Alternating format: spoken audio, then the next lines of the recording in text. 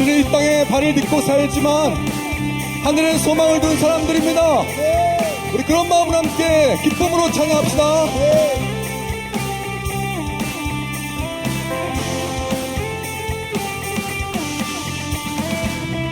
높은 산들은 들리고 태양은 춤을 추네.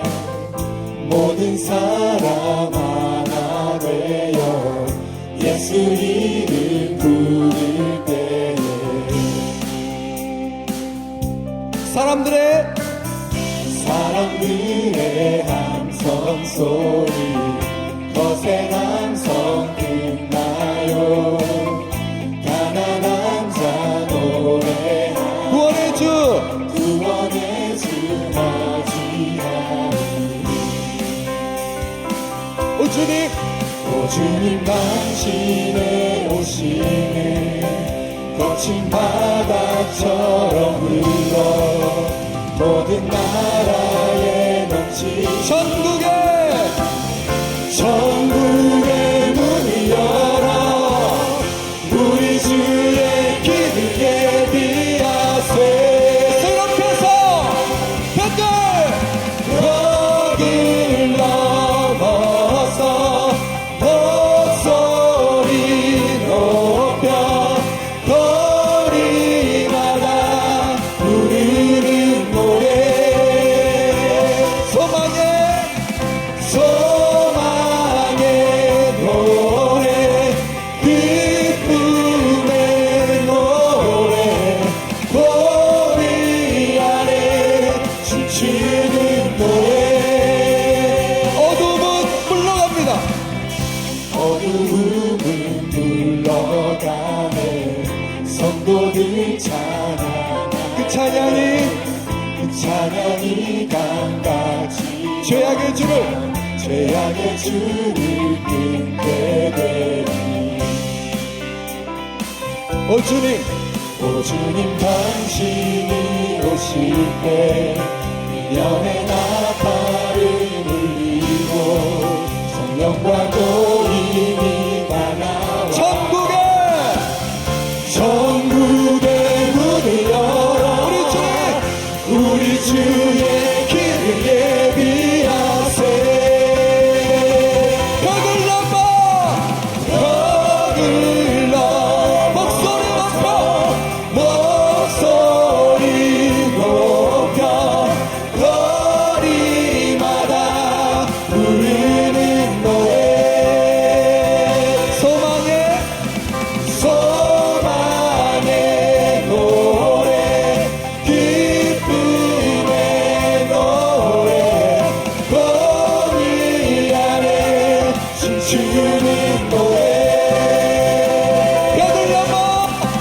벽을 넘어서 목소리 높여 거리마다 부르는 노래. 소망의 노래 기쁨의 노래 거리 안에 춤추는 노래.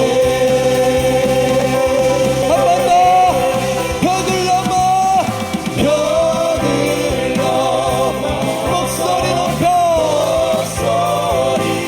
높여 거리마다 부르는 노래.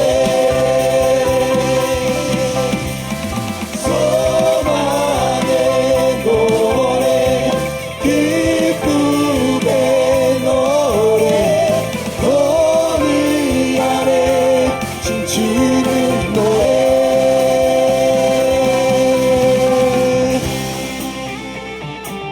우리의 소망 되시고 우리 참된 기쁨이 되신 주님께 박수로 영광 돌리겠습니다. 감사합니다. 주님 홀로 영광 받아 주시옵소서. 아멘.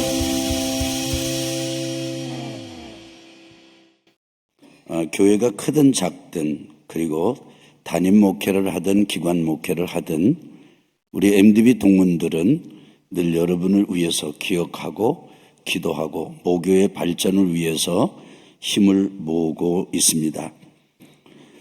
이번 이렇게 장학금을 전달할 수 있는 기회를 주신 하나님께 감사드리고 또 이 학교를 훌륭하게 이끌어 오시는 총장님 이하 교수님들과 또 직원들 또 학생 여러분들 후배들에게 진심으로 하나님의 은총이 함께 하시기를 빕니다.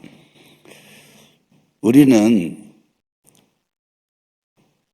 예배를 한두 번 드리는 게 아니지요. 매일 새벽 예배, 가정 예배, 그리고 수요 저녁 예배, 이런 채플 뿐만 아니라 또 주일에 모여서 예배를 드리기도 합니다. 저는 목회를 하면서 가끔 이런 생각을 할 때가 있습니다. 와, 예배가 너무 많다. 그리고 예배 때마다 빠지지 않는 것이 있는데 주된 것으로 설교가 빠지지 않습니다. 와, 설교가 너무 많다. 설교 홍수 그리고 설교의 풍년이 들은 시절을 우리가 살고 있구나.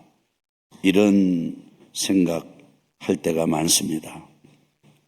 그런데 그때마다 우리가 수없이 하나님의 말씀을 들었는데 정말 그 말씀이 우리 안에 들어온 우리의 영혼을 사로잡고 우리의 성품을 움켜쥐고 우리의 인생을 바꿔놓은 그런 말씀이 몇 번 있었습니까? 저는 오늘 여러분과 함께 길지 않은 짧은 시간 더 깊은 사랑으로의 초대라는 주제를 가지고 짧게 말씀을 나눌 터인데 오늘 제가 여러분과 나누고 전하는 이 말씀이 여러분 마음속에 평생 여러분의 영혼을 붙들고 가는 귀한 말씀이 되기를 바라는 간절한 바람으로 여러분에게 말씀을 드립니다. 구약 성경에 보면은 시편이 있습니다. 시편은 150편입니다. 그리고 시편 150편의 맨 앞편에 1편과 2편이 들어 있습니다.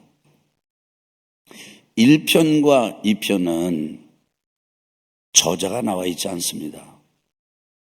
그러나 이스라엘 사람들도 그렇고 우리 초대 교부들도 이것은 다윗이 지은 시다. 그렇게 인정하고 읽었습니다. 그리고 이 이스라엘 사람들도 그렇고 우리 초대 교부들도 그렇고 시편 1편과 2편은 원래 두 편의 시가 아니라 한 편의 시였다. 이렇게 받아들였습니다. 그렇게 받아들인 이유 중에 시편 1편의 1절 첫 번 구절과 시편 2편의 마지막 구절 2편 12절의 말씀이 같기 때문입니다. 한번 참고로 시편 1편 1절을 읽겠습니다. 복 있는 사람은 악인들의 꾀를 따르지 아니하며 죄인들의 길에 서지 아니하며 오만한 자들의 자리에 앉지 아니하고. 복 있는 사람은 어떻다는 겁니까? 악인들의 꾀를 따라 걷지 않습니다. 그리고 죄인들의 길에 서지 않습니다. 오만한 자들의 자리에 어울려 앉지 않습니다. Walk, stand, sit. 이것은 전부 길에서 일어나는 일입니다. 여러분 아십니까? 인생은 길에서 결판이 납니다. 그런데 인생의 길을 제각각 살아갈 때 악인들의 꾀를 따라서 걷는 일, 죄인들과 어울려서 서는 일, 오만하고 교만한 자들과 어울려 함께 앉아 어울리고, 이런 표현이 어떨지 모르겠습니다만 노닥거리는 이런 것을 안 하는 사람이 복이 있다. 그런데 시편 2편 12절은 어떤 사람이 복이 있느냐 이렇게 말합니다. 한번 따라해 보실까요? 그의 아들에게 입 맞추라. 그렇지 아니하면 진노하심으로 너희가 길에서 망하리니 그의 진노가 급하심이라. 마지막에 이런 말씀이 있어요. 좀 강하게 해보실까요? 여호와께 피하는 모든 사람은 다 복이 있도다. 시편 1편 1절은 누가 복이 있다고 말하느냐 하면 악인들의 꾀를 따라 걷지 않는 사람, 죄인들의 길에 서지 않는 사람, 오만한 자의 자리에 앉지 않는 사람, 이런 사람들이 복이 있는데, 그런데 시편 2편 12절 마지막 구절은 여호와께 피하는 모든 사람은 다 복이 있도다. 몇 가지가 강조되는지 아십니까? 하나님께 피하는, 하나님께 피하다.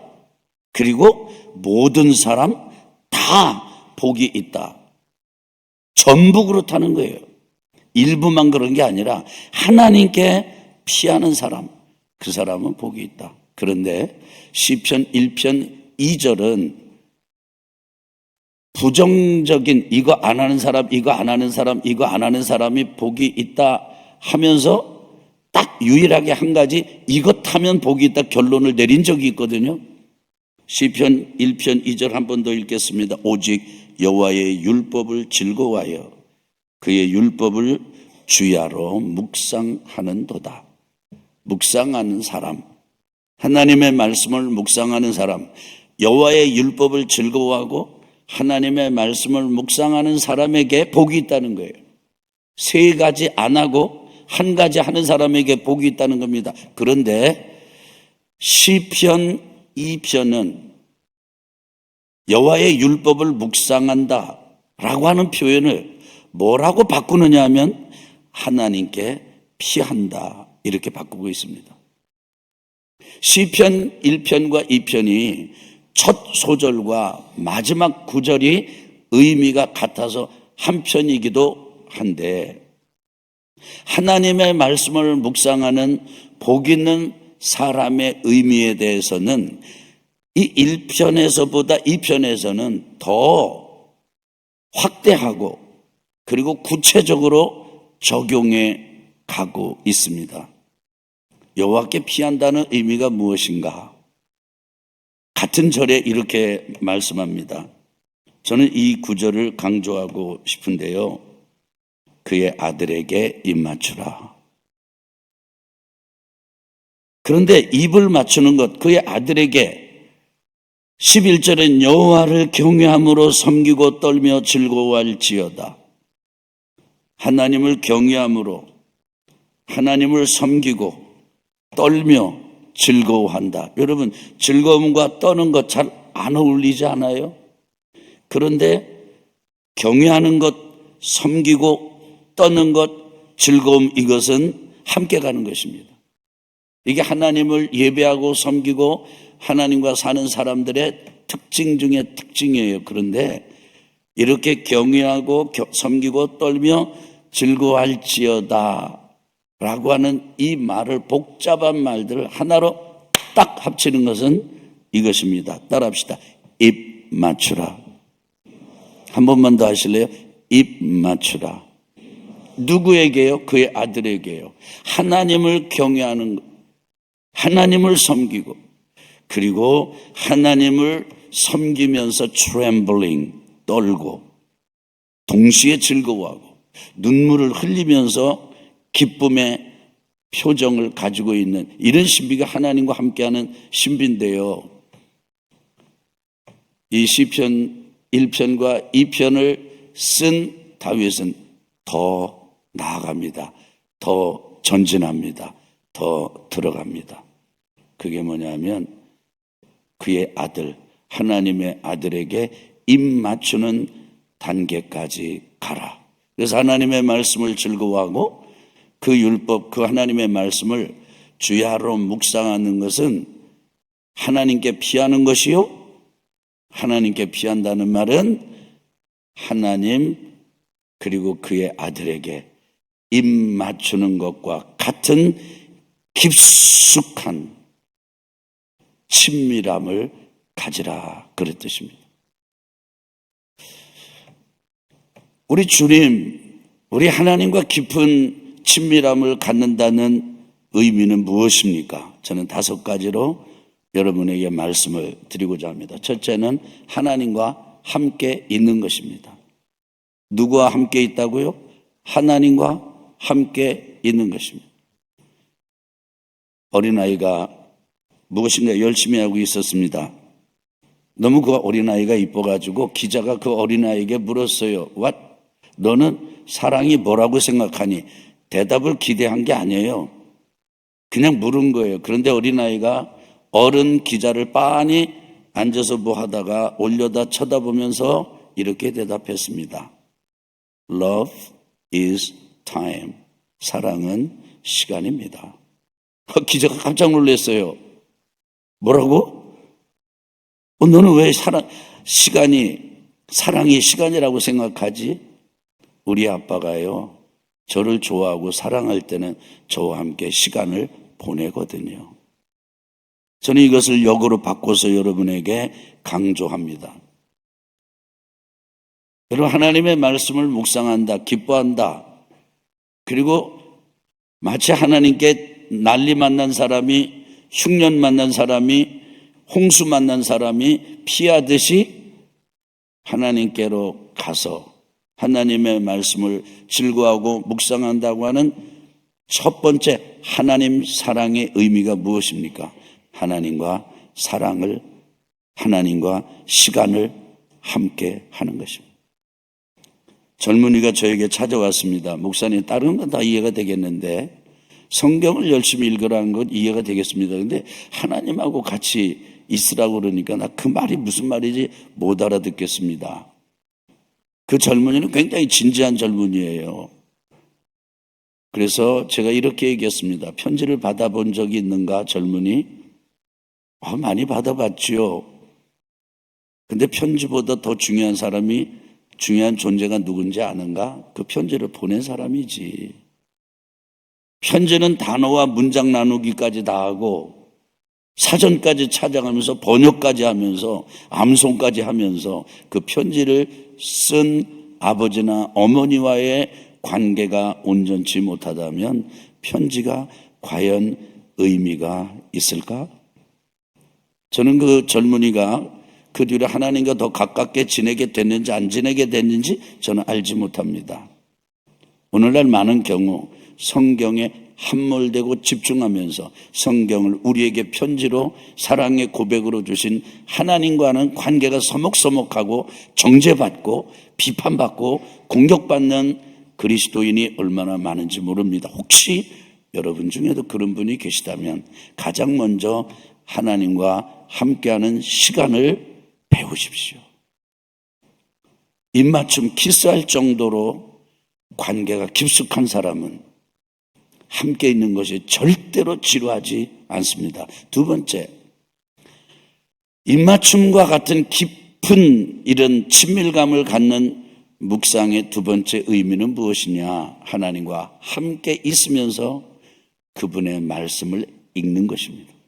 소리내어 읽는 것입니다. 우리나라는 원래 공부한다 그러면 글 공부라고 그랬고요. 글 공부라고 하는 의미는 글을 소리내어 읽는다는 뜻이었습니다. 낭낭하게 지나가는 사람이 들을 수 있게 읽었습니다. 하나님의 말씀은 눈으로도 읽어야 되거든요. 눈 독서, 마음으로도 읽어야 되는데 정말 중요한 독서의 시작은 소리내어 읽는 것입니다.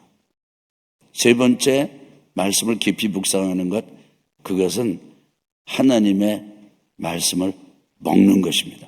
하나님과 함께 하나님의 하신 말씀을 소리내어 읽고 그 말씀을 먹는 거예요. 먹는 거예요. 먹을 때 한꺼번에 왕창 먹으면 큰일 납니다. 조금씩 먹어야 됩니다. 여러분, 이런 생각 한번 해보시면 어떻겠습니까? 여러분 신학교 다니는 내내 시편 1편이나 2편 요 두 편만 내가 깊이 먹겠다.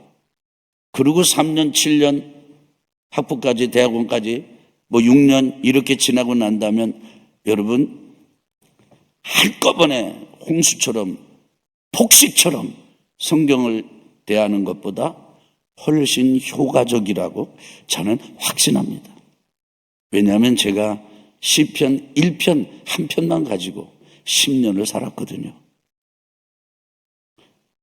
네 번째로 하나님의 말씀을 이렇게 친밀감 있게 읽는다는 의미는 무엇입니까?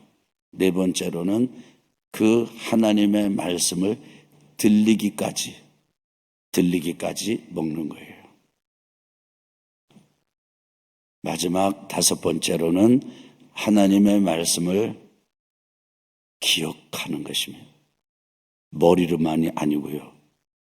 내 온 중심으로, 성품으로. 그래서 우리가 만지는 이 몸이, 그리고 내가 가지고 있는 이 머리가 세상의 그 어떤 컴퓨터보다도 확실하고 더 성능이 탁월한 우리 머리인데, 이것을 마치 그릇처럼 생각해서 하나님 그 아드님과 함께 입맞춤과 같은 깊은 친밀함, 그런 관계를 추구하면서 하나님과 함께 그 말씀을 소리내어 읽고 그 말씀을 먹듯이, 그리고 그 말씀이 내 속에 음성으로 들리기까지. 그래서 주님 그러시지 않습니까?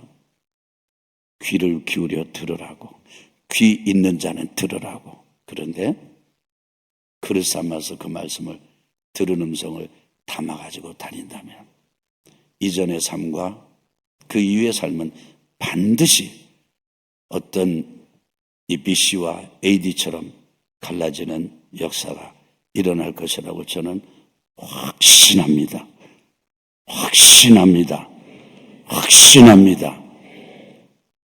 주님, 이 자리에 600여 우리 선지동산에 귀한 형제 자매들이, 후배들이 있습니다. 하늘의 문을 열어 주옵소서. 하나님, 이곳에 하나님의 영을 부어 주옵소서. 특별히 하나님을 향한 갈망과 하나님의 말씀에 대한 갈망과, 그래서 하나님과 함께 하나님의 말씀을 소리내어 읽고 먹고 듣고, 그리고 그것을 기억하여 온몸으로 담아가지고 다니며 살아가는 믿음의 용사들, 장수들 일으켜 주옵소서. 무너진 이 땅 강토에 모든 제 영역과 교회를 일으켜 주옵소서. 이들을 통해서 예수님 이름으로 기도합니다. 아멘.